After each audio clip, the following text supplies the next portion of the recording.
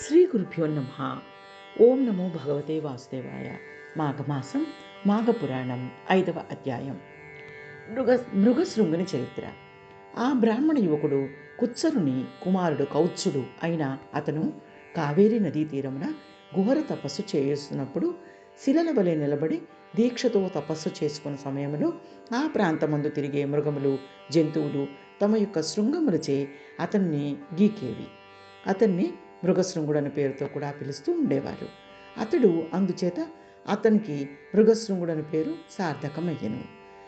వివాహమాడు కన్యగుణములు. మృగశృంగునకు యుక్త వయస్సు వచ్చింది కనుక వివాహం చేయవలనని అతని తల్లిదండ్రులు నిశ్చయించిరి. ఈ విషయము మృగశృంగునితో చెప్పగా మృగశృంగుడు వారి మాటలు ఆలకించి, పూజ్యులకు తల్లిదండ్రులారా, నా వివాహ విషయమై మీరు తలపెట్టిన కార్యము వివరించితే ఆయనను నా అభిప్రాయం కూడా ఆలకించండి అని ఆశ్రమముల కంటే గృహస్థాశ్రమం మంచిదని దైవజ్ఞులు చెప్పారు. ఆయనను అందరూ ఆ సుఖమును పొందలేకున్నారు. దానికి కారణం ఏమనగా ప్రతి పురుషునకు తనకు అనుకూలవతియకు భార్య లభించినప్పుడే గృహస్థాశ్రమం యొక్క ఫలితము సిద్ధిస్తుంది. దానికి ఉదాహరణ స్త్రీ ఎటుల ఉండాలి అనగా కార్యేషు దాసి, కరణేషు మంత్రి, భోజ్యేషు మాత, శయనేషు రంభ, రూపేచ లక్ష్మి, క్షమయా ధరిత్రి అని ఈ 6 ధర్మములు ఉండవల్లని స్త్రీని గురించి వర్ణించి ఉన్నారు. అనగా ఇంటి పనుల్లో దాసి వలను, రాచకార్యములో భర్తకు సహకారిగా మంత్రి వలను, శయన మందిరంలో రంభవలను, భోజన విషయమున తల్లి వలను, రూపమున లక్ష్మి వలను, శాంతి స్వభావంలో భూదేవి వలను స్త్రీ 6 విధములా వ్యవహరించాలి.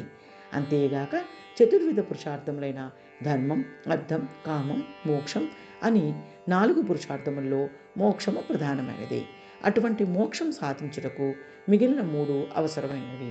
ధర్మ అర్థములను మనుషులు ఏ విధంగా సాధించునో కామమును కూడా అట్లే సాధించవలేను. ప్రతి మానవుడు వివాహం చేసుకునే ముందు కన్య యొక్క గుణగణములను తెలుసుకోవాలి. జీవిత సుఖముల్లో భార్య ప్రధానమైనది. గుణవంతురాలకు భార్యను పొందుట కన్నా మరొక స్వర్గము లేదు. గుణవతియకు పత్నితో కాపురం చేసిన ఆ సంసారం స్వర్గతుల్యంగా ఉన్నటయే కాక అట్టి మనుష్యుడు ధర్మార్థ కామమోక్షములను అవలీలగా సాధించగలడు. భార్య గయ్యాళి, వినయ విధేయతలు లేనిదై ఉన్నచో ఆ భర్త నరకమును పోలిన కష్టములను అనుభవించుచు మరలా నరక కూపమునకు పోగలడు. కనుక పెళ్లి చేసుకొనుటకు ముందు స్త్రీని అనేక విధముల పరిశీలించి వివాహం ఆడవలను. కన్య ఆరోగ్యవతి అయి ఏ విధమైన రోగగ్రస్తురాలై ఉండకూడదు. ఎంత అందమైనది అయినను మంచి కుటుంబంలోని కన్య అయి ఉండవలను. బంధుమర్యాదలు తెలిసి విద్యావంతురాలై దేవ బ్రాహ్మణులను పూజించున్నదే, అత్తమామల మాటలకు జవదాటనిదే ఉండవలను. ఈ నీతులన్నీ మునుపు అగస్త్య మహాముని చెప్పి ఉన్నారు.